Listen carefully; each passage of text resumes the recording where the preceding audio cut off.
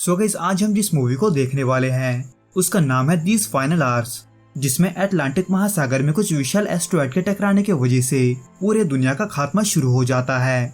जिसकी वजह से जो जमीनी हिस्से कोलाइजन वाले एरिया के सबसे पास थे वो जगह तभी राख में बदल जाता है, लेकिन जो दूर थे उनमें रहने वाले लोगों के पास जीने के लिए सिर्फ कुछ ही घंटे होते हैं, जिनमें से एक पश्चिमी ऑस्ट्रेलिया भी होता है, जहाँ उस एस्टेरॉयड के टकराने से होने वाले फायर स्टॉर्म को पहुंचने में अब भी 12 घंटे का समय बचा था।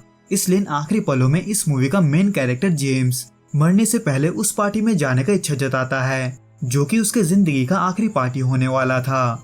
इसलिए जेम्स, जो कि एक खुदगर्ज इंसान था, वो अपनी गर्लफ्रेंड जोई को अकेला छोड़कर उस पार्टी के लिए निकल पड़ता है, ये जानते हुए भी कि जोई न सिर्फ उसे बहुत प्यार करती है बल्कि जोई उसके बच्चे की माँ बनने वाली थी। जहाँ इसी दौरान रास्ते में जेम्स को चारों तरफ बस तबाही दिखता है, क्योंकि सभी लोग इन आखिरी पलों में अपने मर्जी से जी रहे थे। जहाँ इसी बीच रास्ते में एक आदमी जेम्स के गाड़ी में जबरदस्ती घुसकर उसे चाकू के नोक पर गाड़ी चलाने को कहता है, ताकि वो लोगों को चुन चुन कर मार सके। हालांकि इसके वजह से जेम्स बहुत घबराया हुआ था, लेकिन जैसे ही वो आदमी उसके सामने दूसरे शख्स को मारने लगता है, वो डर के मारे गाड़ी छोड़कर वहाँ से भाग जाता है, क्योंकि गाड़ी का चाबी भी वो सन की आदमी अपने साथ ले गया था, जो जेम्स को भागता देख उसका पीछा करता है। इसलिए जेम्स उससे बचने के लिए गाड़ी के नीचे छुप जाता है। हालांकि जेम्स ने ऐसा करके जैसे तैसे उस सन की आदमी से अपना पीछा तो छुड़ा लिया था, पर अब जब उसे अभी पार्टी तक पहुंचने के लिए गाड़ी चाहिए था, तो ऐसे में वो अपने सामने दिख रहे एक वैन को चुराने जाता है। लेकिन वो जिनका वैन था, उन्होंने दरअसल एक छोटी लड़की को किडनैप किया था उसके साथ जबरदस्ती करने के लिए, जिसके चिल्लाने की आवाज को सुनकर जेम्स वहाँ से नहीं जा पाता। इसलिए जेम्स एक हथौड़े के साथ उस लड़की को बचाने जाता है, जहाँ वो इसी दौरान उन दोनों को मार देता है जो उस लड़की के साथ जबरदस्ती करने की कोशिश कर रहे थे। पर अब जब वो लड़की यानी कि रोज वहाँ अकेली सेफ नहीं थी, तो जेम्स उसे ऐसे में अपने साथ ले जाता है। जहाँ इसी दौरान जेम्स को रोज से ये पता चलता है कि वो मलागा नाम के एक जगह से अपने पापा से बिछड़ गई थी, जिसके साथ दरअसल वो अपने चाची के घर जा रही थी। इसलिए ऐसे में रोज जेम्स से रिक्वेस्ट करती है कि वो उसे उसके पापा तक पहुंचा दे, क्योंकि रोज इन आखिरी पलों में अपने पिता के साथ रहना चाहती थी। लेकिन जेम्स, जो भी पार्टी मिस नहीं करना चाहता था, वो रोज को ये कहकर अपने बहन के घर ले जाता है कि उसकी बहन उसका ख्याल रखेगी। पर जेम्स को उसके बहन के घर जाकर कोई नहीं मिलता, क्योंकि वो सभी आत्महत्या करके ऑलरेडी मारे जा चुके थे।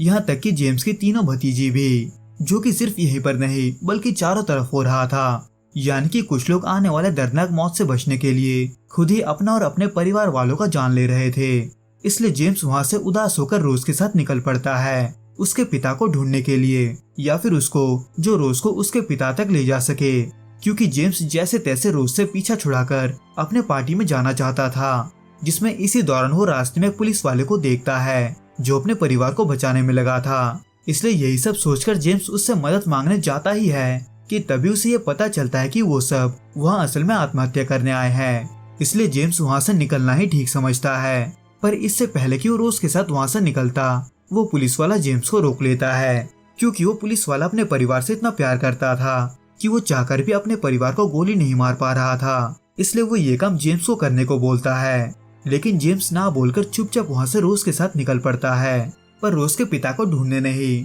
बल्कि उस पार्टी के लिए। हालांकि जेम्स ही जानता था कि उस पार्टी की वजह से रोज अपने पापा से नहीं मिल पाएगी, पर रोज, जो कि जेम्स के इरादों को नहीं जानती थी, वो ये सोचकर जेम्स के साथ उसके पार्टी में जाती है कि वहाँ से कोई उसे उसके पिता तक पहुँचा देगा। लेकिन जैसे रोज उस पार्टी में पहुँचती है, वो ये समझ जाती है कि वहाँ कोई भी उसका मदद नहीं करने वाला।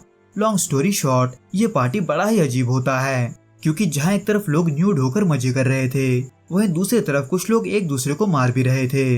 पर जेम्स इस पार्टी में अकेला नहीं था, बल्कि वो यहाँ अपनी दूसरी गर्लफ्रेंड यानी कि विकी के कहने पर आया था, जिसको जेम्स ढूंढ ही रहा था कि वहाँ एक नशेड़ी औरत रोज को देखकर उसे अपना बेटी बताने लगती है। हालांकि जेम्स रोज को उस औरत से दूर ले तो जाता है, पर ज्यादा देर के लिए नहीं, क्योंकि जैसे ही वो विकी से मिलता है, वो उसके साथ समय बिताने के लिए रोज को अकेले स्विम करने भेज देता है, जहाँ वो औरत फिर से आकर उसे एक नशे की गोली खिला देती है, यह कहकर कि वो इसके बदले में उसे उसके पापा तक ले जाएगी।